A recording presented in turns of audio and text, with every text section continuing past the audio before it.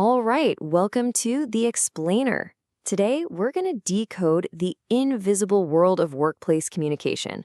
It seems like this super complex mess of emails and meetings and those random chats in the hallway. But once you actually see the system behind it all, well, you can navigate it like an absolute pro. You know the feeling, right? We have all been there. You fire off what you think is a totally normal, straightforward email, and then bam! All of a sudden you're caught up in some kind of misunderstanding or, even worse, a conflict. It's got to be one of the most frustrating things about work. But here's the thing. What if I told you it's not always your fault? The real issue, the thing most people don't realize, is that every single workplace is running two completely separate communication systems at the exact same time. And most of us, we're only really paying attention to one of them. Okay, so think of it like this. It's like a city's roadmap. You've got the official channels. Those are the big multi-lane highways. They're governed by rules, by hierarchy, by company policy. But then you've got the unofficial network. These are the side roads, the back alleys, the little shortcuts that run on friendships and social connections. And if you really want to get around town efficiently, you got to know how to use both. So first up, let's tackle those official channels. We're talking about all the formal stuff, reports, memos, official meetings, basically anything that's structured by that classic org chart. The most common official route is what's called vertical communication. This is the classic top-down, bottom-up flow of information. So think of instructions and new policies coming down from your boss, or maybe your project reports and feedback going up to them. Now, this is where it gets really interesting. Look at the power dynamics here. That downward flow, coming from a superior, it's described as authoritarian. It happens all the time, daily instructions, right?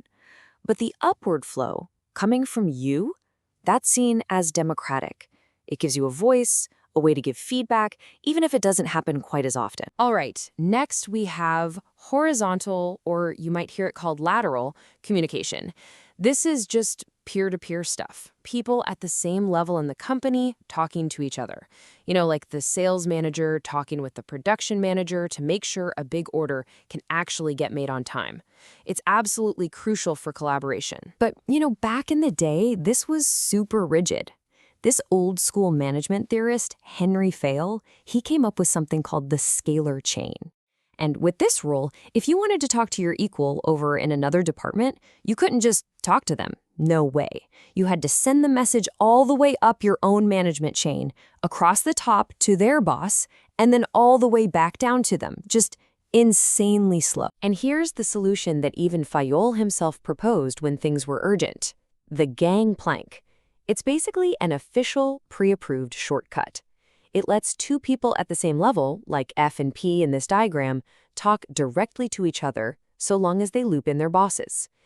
It's kind of like a formal acknowledgement that sometimes you just got to break the chain to get things done. Now, the most modern type of formal communication is diagonal. This one cuts across everything, departments and hierarchy levels. So imagine a junior salesperson spots a huge billing mistake. Instead of going up the chain, they email the finance manager directly to get it fixed, fast. It totally breaks the old rules. But in today's world, it's vital for being agile and solving problems quickly. All right, so we've covered the official highways. Now let's get into the fun stuff, the unofficial network. It's better known as the grapevine. And let me tell you, it is faster, way more personal, and honestly, often more powerful than the official channels. This network runs on who you know, not what your job title is. So the grapevine isn't just one thing. It actually takes a few different shapes. The simplest one, that's the single-strand chain. It's basically a game of telephone. A tells B, B tells C, C tells D, and so on. It's a straight line, but we all know how the message can get a little warped by the end. Then you've got the gossip chain. And we all know someone like this, right? It's that one person who's the central hub, the broadcaster. They are actively looking for juicy information, and then they tell pretty much everyone they can. They're the real heart of the informal network. Now, the probability chain, this one is just, well, pure chaos. Information gets passed along completely at random. Somebody hears something interesting, and they just tell whoever they happen to bump into next. There's no real pattern, which makes it incredibly fast, but also wildly unpredictable. But this last one, the cluster chain, this is the one you really need to pay attention to because it's the most common by far. Here's how it works. One person tells a few people they trust. Then each of those people tells their own small group of trusted friends. This is exactly how rumors can suddenly feel like they're everywhere at once. It's not one person telling everybody. It's a series of trusted, targeted relays. So, okay, what happens when these official highways and these informal side roads, well, they collide? When there's a big pileup, knowing this entire map is your best weapon for getting past the biggest roadblock of all, workplace conflict. When that conflict happens, you need a toolkit. And here it is, a simple 5-step process. It all kicks off with active listening, really hearing everyone out. Then you define what success actually looks like.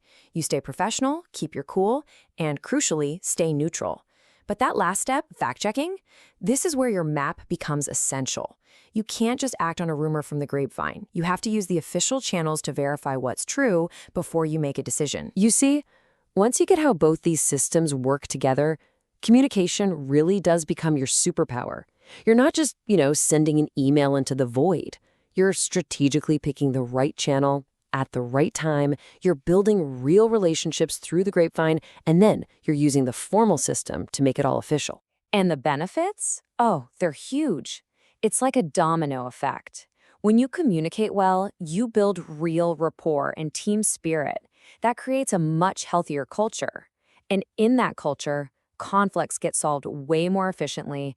And honestly, everyone just feels more satisfied and secure at work. So the next time you walk into the office, think about that map. The whole map. Are you just sticking to the main highways, only using the official channels? Or are you paying attention to the shortcuts, the side roads of the grapevine too?